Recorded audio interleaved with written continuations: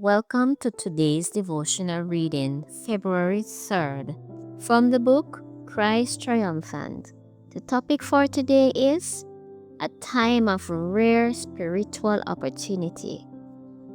And the scripture reading, it comes to us from Romans 1 verse 21.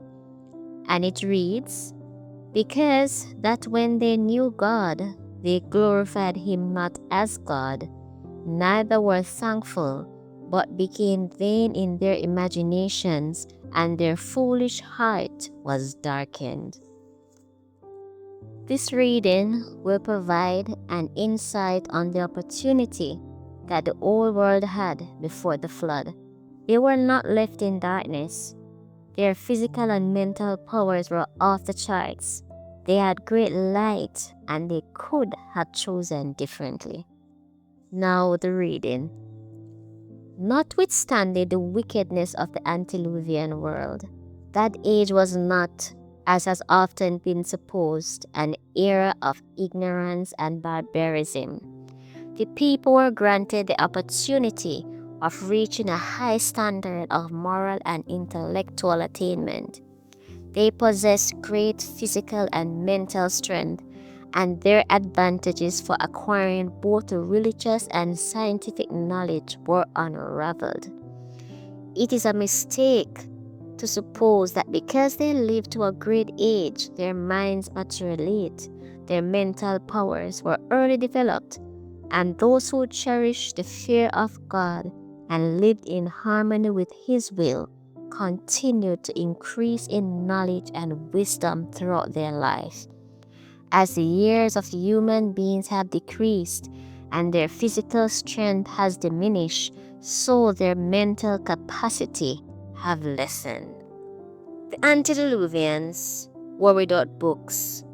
They had no written records, but their great physical and mental vigor, they had strong memories, able to grasp and to retain that which was communicated to them, and in turn to transmit it unimpaired to their posterity. Far from being an era of religious darkness, that was an age of great light. All the world had opportunity to receive instruction from Adam.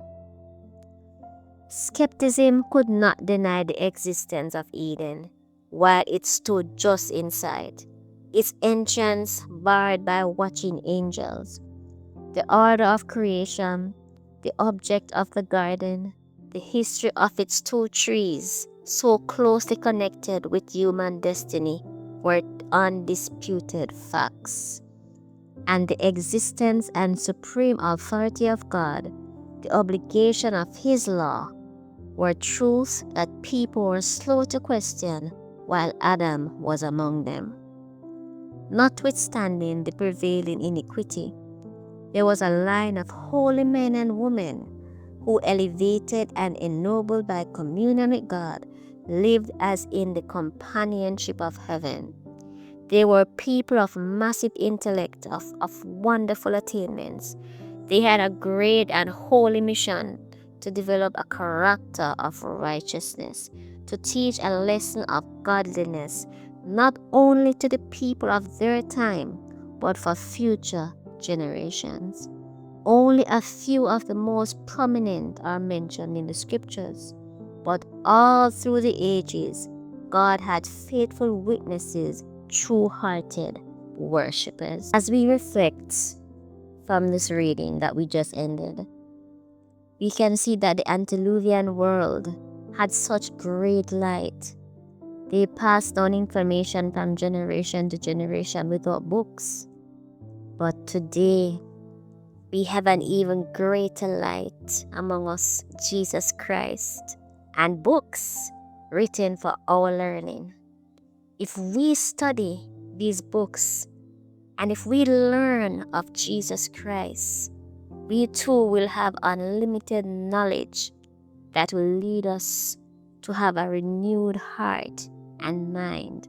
This is an undisputed fact.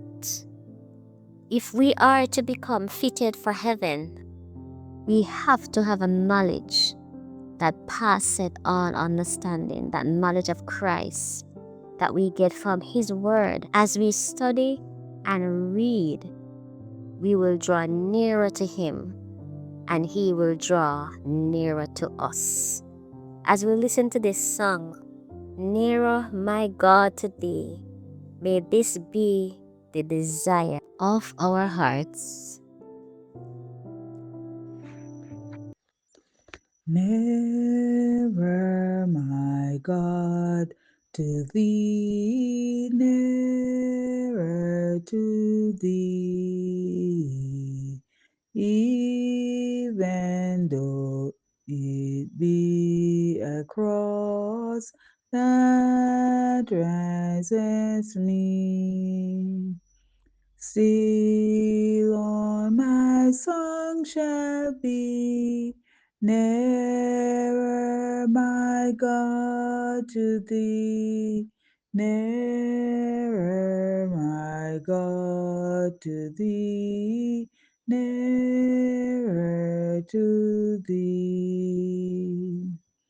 Though like a wanderer, daylight was gone, darkness be over me, my rest a stone.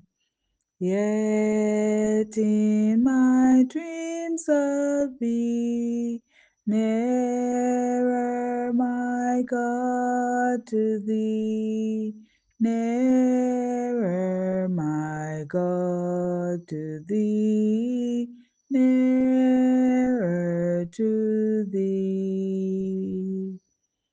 There led the way appear, steps up to heaven. All that thou sendest me in mercy given. Angels to beckon me, nearer, my God, to Thee, nearer, my God, to Thee, nearer to Thee. Then with my waking thoughts bright with thy praise, out of my stormy griefs Bethel I'll raise.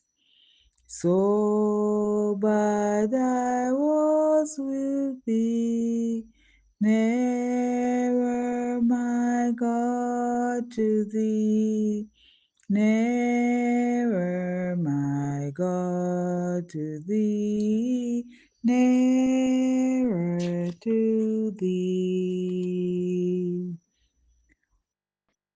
Or if on joyful wings go in the sky,